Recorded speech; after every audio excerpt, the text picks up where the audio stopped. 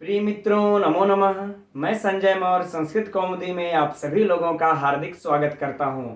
मित्रों, हम लोग अध्ययन कर रहे थे प्रत्यय का, जिसमें हम लोग कृदंत प्रत्यय का अध्ययन कर चुके हैं और तद्धित प्रत्यय का अध्ययन करना शेष रह गया है, किंतु बीच में कुछ समस्याओं के कारण कक्षा बाधित हो गई थी।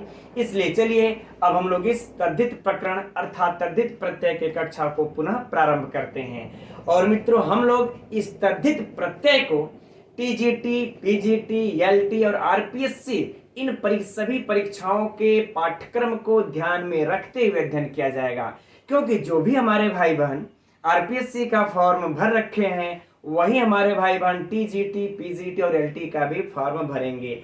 और ईश्वर की कृपा तो टीजीटी, पीजीटी की भर्ती भी शीघ्र ही आने वाली है। इसलिए इन सभी परीक्षाओं के पाठ्यक्रम के अनुसार हम लोग इस तद्धित प्रकरण का अध्ययन किया जाएगा।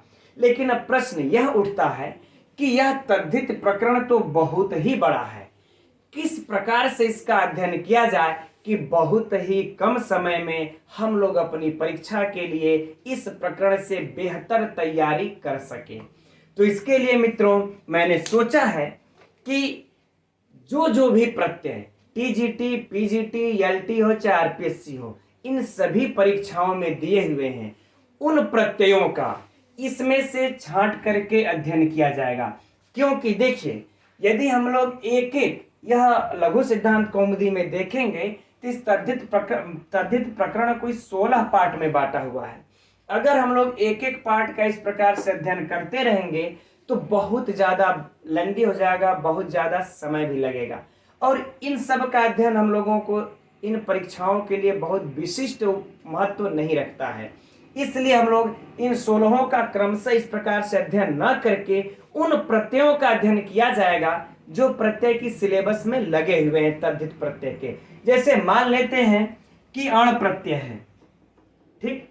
तो अब इस अण प्रत्यय को मित्रों हम लोग इन सब में, इन 16 में भी खोज करके देखेंगे। ढूंढने का काम हमारा है ना, कि यह अण प्रत्यय इन 16 में कहां कहां आया हुआ है और किस किस अर्थ में लगता है, और लगने के बाद इसका किस लिंग में लगता है, अर्थात पुल्लिंग, स्त्रीलिंग, नपुंसक लिंग किस में बनता है ना, और इसके कौन कौन से सूत्र हैं। बिल्कुल इन 16 में ढूंढ करके हम लोग जब अण प्रत्यय को पढ़ लेंगे मित्रों, तो जो भी सिलेबस में आपके लगा है अण प्रत्यय, तरप प्रत्यय है इत्यादि जो भी है, तल प्रत्यय जो भी है, तो जब हम लोग 16 में से ढूंढ के पढ़ लेंगे तो हम लोगों को बिल्कुल दिमाग में क्लियर हो जाएगा कि अण प्रत्यय लघु सिद्धांत कौमुदी में जो जो भी है इस अर्थ में और इन इन सूत्रों के द्वारा लगता है, ठीक।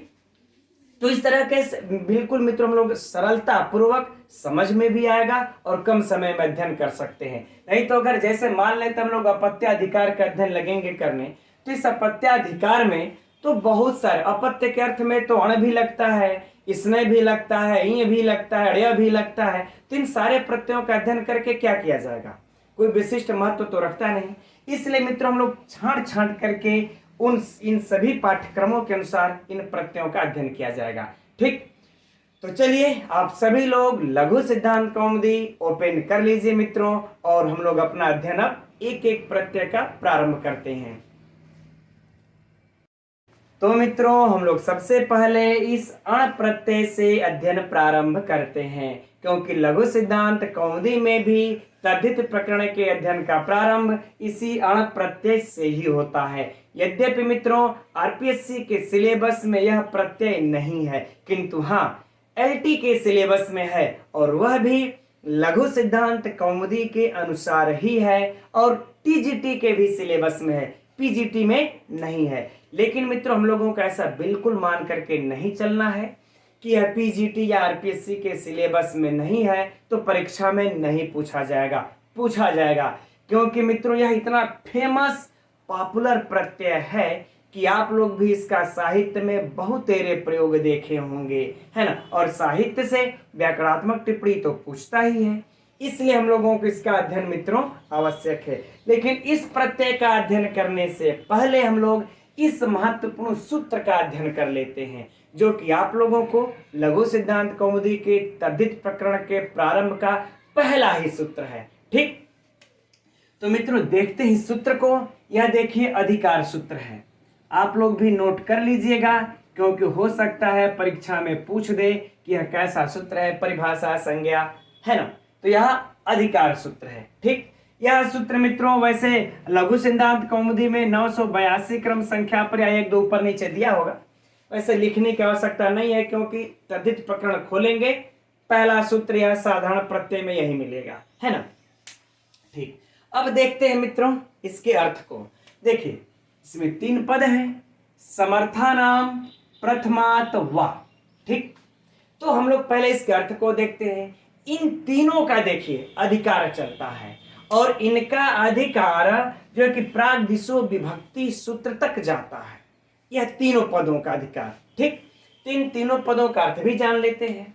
पहला देखिए समर्थानाम, अर्थात कह रहे हैं कि समर्थ पदों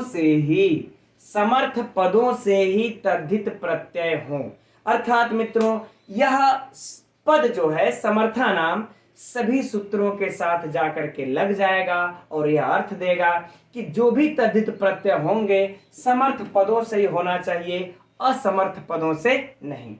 अब दूसरा देखते हैं प्रथमात। यह बड़ा महत्वपूर्ण है मित्रों, और थोड़ा गहराई से इसको समझना पड़ेगा। ठीक, देखते हैं प्रथमात क्या क्या कह रहा है ये। तो कह रहा है देखिए तद्धित प्रत्यय करने वाले सूत्रों में जो प्रथमांत यानी कि जो प्रथम उच्चरित हो, सीधे कह ले प्रथम उच्चरित हो, यानी जो पहले कहे जाए, जो प्रथम उच्चरित हो, इसी प्रथमांत उच्चरित पद से ही आपका तद्धित प्रत्यय हो। सीधे समझिए, प्रथम उच्चरित से ही तद्धित प्रत्यय होगा। लेकिन अभी भी मित्रों ये आप लोगों को कंफ्यूज कर रहा है, ठीक है ना। ये प्रथम उच्चरित क्या है, अब उदाहरण से देखिए। जैसे हम लोग सूत्र को ले लेते हैं तस्यापत्यम, थोड़ा सा मित्रों यह उलझाएगा, लेकिन जब समझ लेंगे तो बड़ा ही आनंद आएगा, है ना।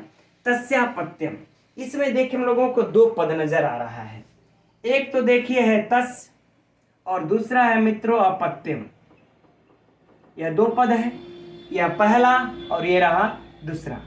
तो कह रहे हैं कि सूत्र में जो प्रथम उच्चरित है, तो प्रथम उच्चरित कौन है हमारा, तस्य है ना। इसी तस्य से ही तद्धित प्रत्यय होंगे। अब आगे बातें समझ में कि इसी तस्य यानी जो पहले उच्चरित होगा उसी से यह तद्धित प्रत्यय होंगे, राइट। अब देखिए इसका उदाहरण भी दिखलाते हैं हम कि यह तस्य जो है देखिए षष्ठी है, यानी कि षष्ठ्यंत है। तो जो षष्ठ्यंत होगा उसी से मित्रों यह तद्धित प्रत्यय लगाया जाएगा। जैसे उदाहरण में देखिए हम लोग लिख लेते हैं दशरथस्य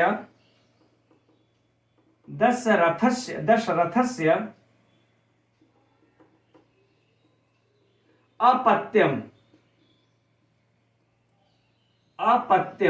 है ना। अर्थात दशरथ का पुत्र, एकदम सरल शब्दों में समझिएगा मित्रों, दशरथ का पुत्र। ठीक, तो अब यहां पर देखिए मित्रों यह तस्य, यह षष्ठी लगा हुआ है ना। तो बताइए दशरथ का पुत्र है, तो अब अगर आपसे कहा जाए भैया पुत्र अर्थ में आप अण प्रत्यय जो भी प्रत्यय लग रहा हो उसको आप लगाइए, तो आप दशरथ में लगाएंगे या फिर अपत्य में लगाएंगे, किस में लगाएंगे, है ना। तो ये सूत्र कहता है कि तस्यापत्यम ये षष्ठ्यंत है, इसमें हमको देखिए षष्ठ्यंत यानी दशरथ से प्राप्त हो गया, इसलिए हम इसमें जो है प्रत्यय लगा करके इसको हम लगा करके हम बना लेंगे मित्रों दाशर्थी। क्या बना लेंगे, दाशर्थी। अब आगे बातें समझ में मित्रों, ठीक है ना। तो यह प्रथमात यह कहता है, राइट। चलिए अच्छा, अब अगला आगे बढ़ते हम लोग। अब आगे है कि वाह का मतलब हुआ मित्रों विकल्प। वाह का अर्थ क्या हो गया, यह विकल्प। ठीक, अर्थात तद्धित प्रत्यय विकल्प से होंगे, अर्थात एक बार नहीं होंगे एक बार होंगे। तो मित्रों यदि हम लोगों को आ जाए कि इसमें से निम्न में से कौन शुद्ध है, मतलब सीधे सीधे समझिए इसको, दशरथस्य अपत्यम, एक यह भी बनेगा और एक दाशरथी भी बनेगा। अगर आपकी इच्छा है तो आप दशरथस्य अपत्यम भी लिख दें और आपकी इच्छा है तो दाशरथी भी लिख दें। यह दोनों के दोनों सही हैं।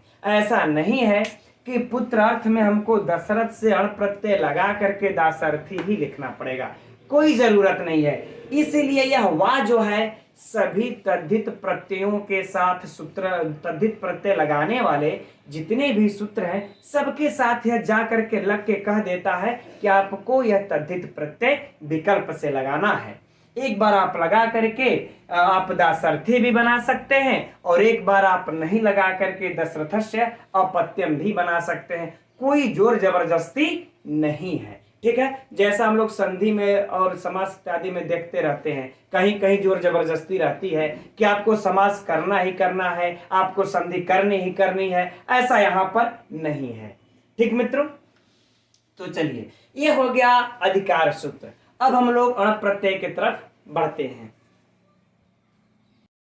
तो यह रहा अण प्रत्यय का विधान करने वाला पहला सूत्र। तो देखा जाए मित्रों इसको, यह कैसा सूत्र है? तो विधि सूत्र है। किसका विधान करता है? अण प्रत्यय का विधान करता है। कहां पर दिया हुआ है? तो ठीक अभी हम लोगों ने जो सूत्र अध्ययन किया समर्थानाम प्रथमात्वा, तो ठीक उसी के नीचे मित्रों अर्थात 983 या 1-2 ऊपर नीचे आप लोग देख सकते हैं, लघु सिद्धांत कौमुदी में दिया है। राइट, अब देखते हैं किस कंडीशन में और किस अर्थ में यह अण प्रत्यय का विधान कर रहा है।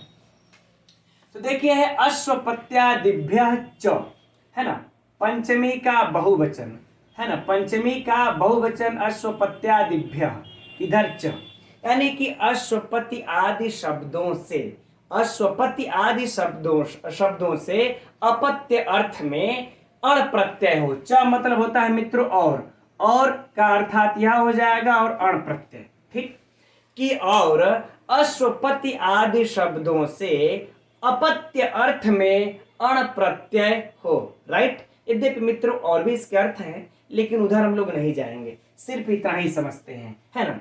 इसमें उदाहरण में मित्रों आप लोगों के पुस्तक में दिया होगा आश्वपतम।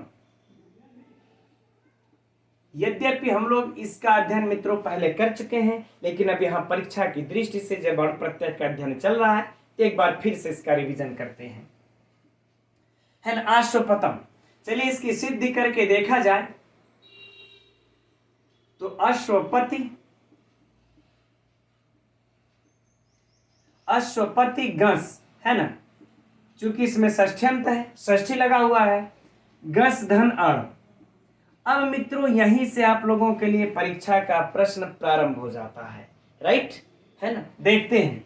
अब देखिए यहां पर अश्वपति गस इस षष्ठ्यंत से अण प्रत्यय का विधान हुआ है, तो किस सूत्र से हुआ है ना। तो मित्रों वह सूत्र है अश्वपत्यादिभ्यश्च, अश्वपत्यादिभ्यश्च। आपको याद रहे परीक्षा में जब भी पूछेगा, हमने जब टेस्ट भी हम लेंगे तो भी यह प्रश्न आप लोगों को श्योर रखेंगे, है ना। और विकल्प में यह भी रहेगा तस्यापत्यम। ठीक, तस्यापत्यम भी विकल्प में रहेगा यदि परीक्षा में पूछेगा। तो याद कर लीजिए मित्रों कि यह तस्यापत्यम नहीं होगा। ठीक है ना, इस सूत्र से यहां पर अण प्रत्यय नहीं हो रहा है। यह सूत्र तो मित्रों इस कहता है कि अपत्य अर्थ में पहले कहेगा और मतलब कई प्रत्ययों का विधान ये करता है, ये अण का ही सिर्फ विधान नहीं करता, इसलिए हम लोग इसको सही नहीं मानेंगे। इस अश्वपत्यादिभ्यश्च इस सूत्र से अण प्रत्यय का विधान हुआ है। तो यह परीक्षा का फेमस प्रश्न है, इसको एकदम दिमाग में नोट कर लीजिएगा और अपने नोट्स में भी। ठीक, अब आगे बढ़ा जाए। अब इसके बाद मित्रों जो इसकी अगली प्रक्रिया होगी, इसमें हर जगह देखिए हम लोगों को ऐसे प्रक्रिया करते हुए चलना होगा। प्रक्रिया क्या हो जाएगी? कृत तद्धिति समासाश्च सूत्र से, है ना, कृत तद्धिति समासाश्च सूत्र से इसकी कौन सी संज्ञा हो जाएगी? प्रातिपदिक संज्ञा। इसकी प्रातिपदिक संज्ञा हो जाएगी। किसकी? इसकी प्रातिपदिक संज्ञा। और इसके बाद सुपो धातु प्रातिपदिकयो सूत्र से है ना, इस सु इत्यादि का लोप, सु आदि का लोप, राइट। एक बार मित्रों आप लोग नोट बना ही लीजिएगा इसका, है ना, जो जो प्रोसेस है वो आप लोगों को क्लियर हो जाएगा। तो घस का लोप, तब क्या बच जाएगा मित्रों, अश्वपति। अब घस हट गया, धन। अब इसमें भी हम लोग लोप कर लेते हैं, ड़ का हलंत्यम सेत संज्ञा होकर के तस्य लोपः से लोप, क्या बचा मित्रों हम लोगों को अ, राइट। चलिए अब हम लोग अगला इसमें प्रक्रिया जो होगी वह अब देखना होगा कि इसमें गुण होगा या वृद्धि होगी। तो मित्रों गुण और वृद्धि जो तद्धित प्रत्यय में करने वाले सूत्र है, तद्धिते स्वचामादे कीति च और गुणा, ये सब हम लोगों ने पहले ही कक्षा में हमने पढ़ा दिया है। जो लोग भी नहीं देखे होंगे डिस्क्रिप्शन में मित्रों इसका लिंक दिया होगा, वो लोग देख सकते हैं, ठीक। तो इसमें देखिए ड़ इत संज्ञा हुआ है, तो जब ड़ की इत संज्ञा हुई है तो कौन सा सूत्र लग जाएगा मित्रों, अचोणीति। अरे तद्धिते स्वचामादे, अभी हम कृदंत प्रकरण में ही लग रहा है, मेरा दिमाग है, ठीक। कौन सा हो जाएगा मित्रों, तद्धिते स्वचामादे, तद्धिते स्वचामादे सूत्र से क्या हो जाएगा, आदि वृद्धि, आदि वृद्धि। तो आदि वृद्धि होकर के क्या हो जाएगा मित्रों, आश्वपति, आश्वपति, धन अ, राइट। अब मित्रों जो अगला सूत्र आएगा वह क्या आ जाएगा, यस्येति च।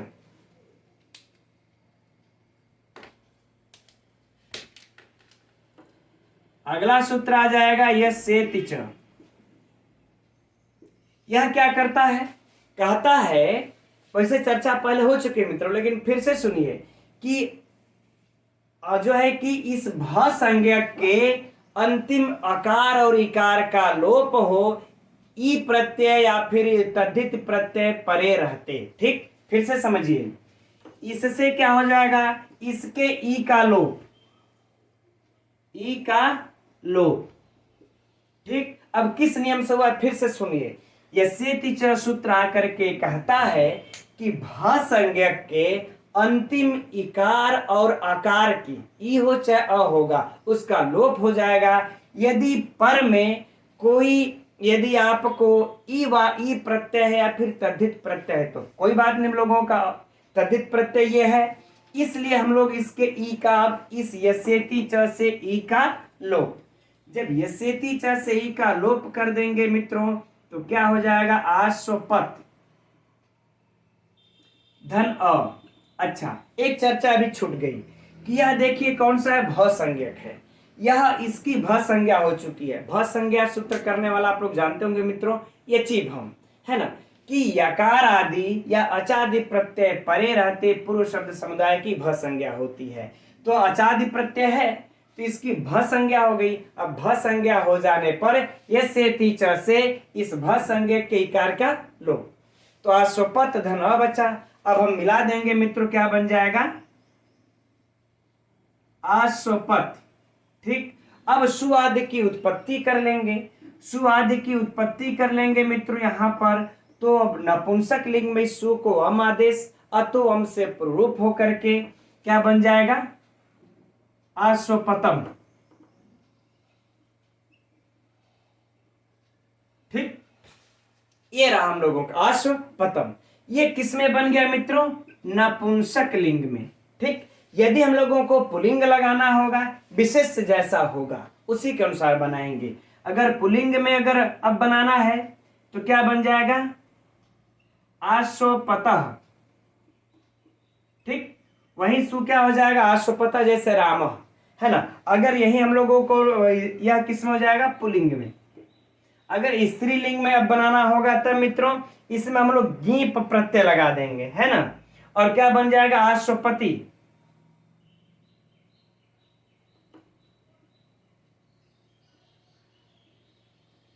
ठीक। इसमें यह हो गया स्त्रीलिंग में। इसमें प्रत्यय कौन सा लगा है मित्रों, गीप, यह याद कर लीजिएगा, वो परीक्षा के लिए महत्वपूर्ण है, ठीक। तो इसी प्रकार से मित्रों हम लोगों को अब बस यही ध्यान देना है कि यह अण प्रत्यय किन किन शब्दों से लगता है, किन अर्थों में लगता है, और उसका लगने के बाद यह रूप किस प्रकार से चलता है। तो जितने भी सूत्र हैं इस हम लोग अण प्रत्यय का अध्ययन कर लेते हैं। ठीक, अच्छा, तो अब इसमें परीक्षा उपयोगी कुछ प्रश्नों की चर्चा हो जाए मित्रों। पहला प्रश्न तो यह बना कि इस अश्वपति में, इस अश्वपतम में यह अण प्रत्यय किस सूत्र से लगा है? तो अश्वपत्यादिभ्य सूत्र से, राइट। अब यह अश्वपतम में कौन सा लिंग है? नपुंसक। या फिर परीक्षा में विकल्प में मित्रों यह तीनों दे दे कि कौन सा शुद्ध है। यह तीनों बनता है, बस लिंग का अंतर है। अगला कि अश्वपति में कौन सा प्रत्यय है स्त्रीलिंग में? तो दीप प्रत्यय लगा है ना। सूत्र कौन सा? जब टिड्डा ढ वाला सूत्र है, जब स्त्रीलिंग स्त्री प्रत्यय पढ़ा जाएगा तब देखा जाएगा। ठीक, अब देखिए इसके सिद्धि में से भी यद्यपि मित्रों प्रश्न पूछना नहीं चाहिए, लेकिन पेपर के स्तर को उठा रहा है तो पूछ सकता है। यह पूछ देगा कि अश्वपतम में ये जो आदि वृद्धि हुई है किस सूत्र से हुई है? तो तदितेस्व चामादे से हुई है। किस सूत्र से हुई मित्रों? तदितेस्व चामादे से आदि वृद्धि हुई है। अब देखिए अश्वपति में इस इकार का लोप किस सूत्र से हुआ है? तो इस यस्येति च सूत्र से इकार का लोप हुआ है। ठीक मित्रों, बस। अच्छा, अण प्रत्यय इसमें किस अर्थ में लगा है यह अण प्रत्यय? तो अपत्य अर्थ में, है ना। अब मित्रों मैं दावे के साथ कह सकता हूं कि इससे बाहर इस तरह से अध्ययन कर लिए परीक्षा में प्रश्न इस अण प्रत्यय से नहीं पूछेगा, राइट। चलिए, लेकिन अभी चर्चा भी और रह गई है। इस अश्वपति आदि बोला है, तो अश्वपति गण है, उसमें कई ठो वर्ण है, कई ठो शब्द हैं। तो शब्दों को भी लिख करके मैं एक बार आप लोगों को दिखा देता हूं, उससे भी बना लेते हैं। ये रहे मित्रों अश्वपति गण में जो अन्य शब्द पठित है, यद्यपि और भी ज्यादा है लेकिन मैंने थोड़े ही लिखे हैं, है ना। जैसे देखिए शतपति है, इसका क्या बन जाएगा? ठीक, शातपतम। क्या बन जाएगा? शातपतम। बाकी आगे आप पुल्लिंग स्त्रीलिंग में सेम वैसे ही बना लीजिएगा, कोई समस्या नहीं मित्रों। धनपति क्या बन जाएगा? धानपतम, राइट। गणपति गणपतम। ठीक, इसी प्रकार से पुल्लिंग नपुंसक लिंग में बनाते रहिएगा। यहां रहेगा यज्ञपति, क्या हो जाएगा मित्रों? याज्ञपतम। हम समझते हैं कि अब आप लोगों को कोई भी समस्या नहीं होना चाहिए मित्रों। पाशुपतम। ठीक, आगे है कुलपति कौलपतम, ठीक है ना, कौलपतम। ठीक, इसी तरह से मित्रों और भी हैं, मैंने तो बस थोड़ा ही लिखा, जैसे धनोपति, अर्थपति, क्षेत्रपति, है ना, सभापति। इस प्रकार से कई भी हैं और भी इसके गण में पठित हैं। सबके इसी प्रकार से लगा करके पुल्लिंग नपुंसक लिंग में बना लीजिएगा। हो सकता है परीक्षा में आप लोगों को अब अश्वपति वाला उदाहरण छोड़ करके ये उदाहरण पूछ दे, तो इसके लिए मित्रों तैयार रहिए। तो मित्रों आज की कक्षा में इतना ही रहने देते हैं, क्योंकि मुझे भी थोड़ी सी जल्दी है। अब आगे कल की कक्षा में हम लोग इससे आगे जो अण प्रत्यय के लगने वाले जो सूत्र हैं उसका अध्ययन किया जाएगा। ठीक है मित्रों, नमो नमः।